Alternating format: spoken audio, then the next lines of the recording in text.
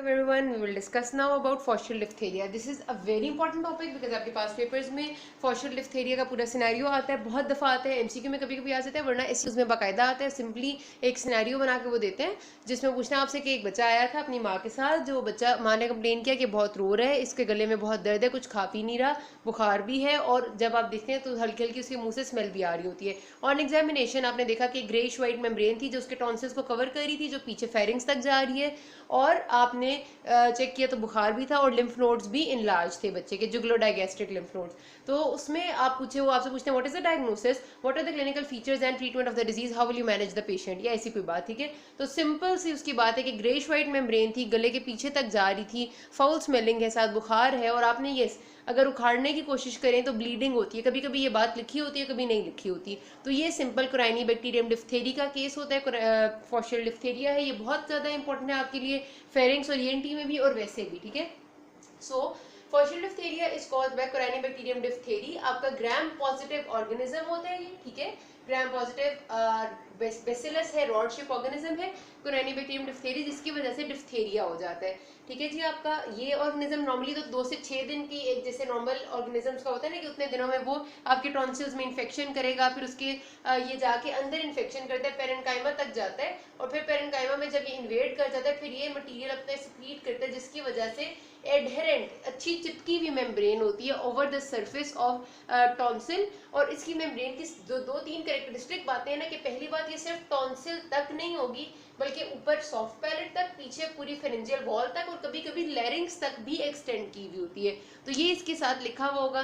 Colour greyish white या greenish colour की होगी, डर्टी ग्रीन या ग्रे कलर की, फाउल स्मेल भी होगी, और आप पील करने की कोशिश करेंगे तो ब्लीड करेगा. ये बातें जहाँ पर लिखी हुई हो, ज़ाहिर ब्लीड का तो हमेशा उन्होंने नहीं मेंशन किया होगा क्योंकि हर दफ़ा आप एग्जामिनेशन पे पील नहीं करने की कोशिश करते, तो आपने समझ जाना है कि this is diphtheria. Greyish white या डर्टी ग्रीन कलर की मेम्ब्रेन वो इसी के साथ एसोसिएट करते हैं. ठीक है, उसके बाद कुछ लोग ऐसे भी होते हैं जिसके कैरियर्स होते हैं, लेकिन ज़्यादातर आपको एक्यूट हिस्ट्री में ही मिलेगा. बच्चों में बहुत कॉमन है.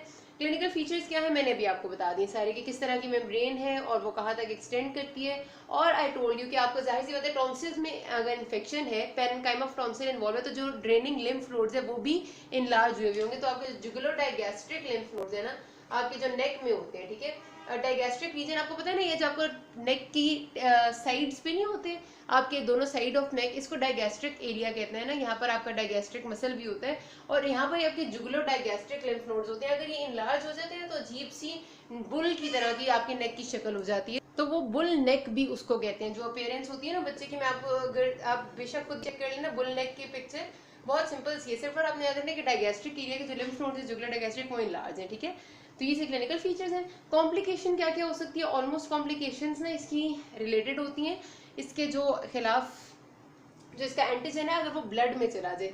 फिलहाल तो ये टॉन्सिल तक है, टॉन्सिल तक है तो मेम्ब्रेन बनाएगा, तो बात समझ में आती है. अगर ब्लड में चला जाता है ना तो ये कोराइनोबैक्टीरियम आपके हार्ट के टिश्यू के लिए बहुत ज़्यादा डैमेजिंग है. ये आपका एक्यूट सर्कुलेटरी फेलियर कर सकता है, एंडोकार्डाइटिस कर सकता है, मायोकार्डाइटिस कर सकते हैं. तो हार्ट की टिश्यू को ये काफ़ी डैमेज कर सकता है अच्छा खासा. नर्व्स को डैमेज कर देगा तो आपका लोकल पैरालिसिस हो जाएगा, सॉफ्ट पैलेट का, आपकी ओरोफेरेंजियल मसल्स का, ये कोई भी रिलेटेड एरिया का. ठीक है, तो ये चीज़ इसके कॉम्प्लिकेशन में आती है. और एक बहुत इंपॉर्टेंट कॉम्प्लिकेशन जो स्टूडेंट्स मिस कर देते हैं, हार्ट और नर्व्स तो उन्हें याद होती हैं, वो मिस कर जाते हैं कि यार इसकी मेम्ब्रेन मैंने बताया लैरिंग्स तक एक्सटेंड कर सकती है. अगर लैरिंग्स में एक्सटेंड करेगी तो आपके रेस्पिरेटरी पैसेज को ब्लॉक कर देती है. बच्चे की लैरिंग्स में मेम्ब्रेन एक्सटेंशन की वजह से सांस ना लेने पे वजह से डेथ हो सकती है. So this is a very very very important complication कि लैरिंग्स तक मेम्ब्रेन एक्सटेंड कर जाए, लैरिंगोफेरिंग्स तक और लैरिंग्स तक, and then it causes even respiratory arrest, क्योंकि सांस ही नहीं आ रहा होता, मेम्ब्रेन इतनी एक्सटेंसिव हो जाती है. सो ये 3 ऐसी कॉम्प्लिकेशन है.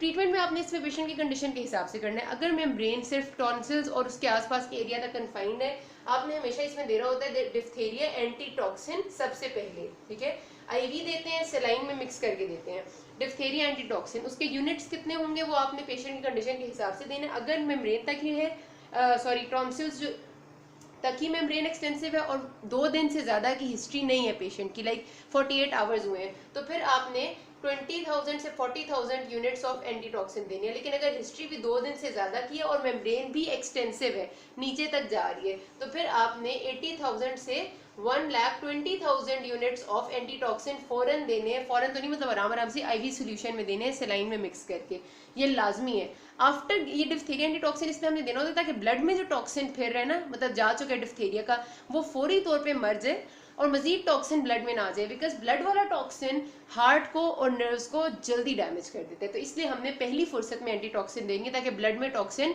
ना जा सके। इसीलिए कहने कि हिस्ट्री इंपॉर्टेंट है, 2 दिन की है तो इतने यूनिट्स देने, 2 दिन से ज़्यादा की तो इतने देने हैं। फिर हमने साथ ज़ाहिर है एंटीबायोटिक्स देनी है टू किल दैट, और उसमें हमारे लिए पेनिसिलिन ही मोस्ट सूटेबल एंटीबायोटिक है। अगर रेजिस्टेंट है या बच्चे को पेनिसिलिन एलर्जी है तो फिर हम एरिथ्रोमाइसिन इस्तेमाल कर सकते हैं, otherwise penicillin is enough. This is all about diphtheria. If you have any query you can ask me. Thank you.